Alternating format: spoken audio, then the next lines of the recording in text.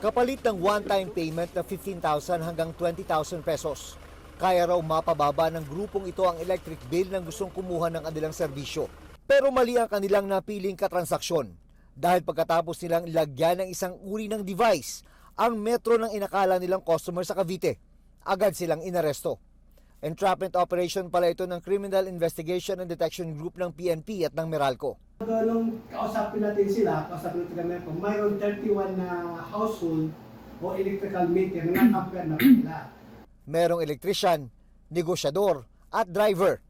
Ayon sa pulisya, matagal na nag-aalok ng iligal na serbisyo online ng grupo na pawang mga taga Metro Manila. Actually, lineman nila ito. So, ibig sabihin, nagtatrabaho din sa kanila. Advice ko sa Meralco din na i-double check din yung mga third party na ginagamit nila, yung mga lineman nila.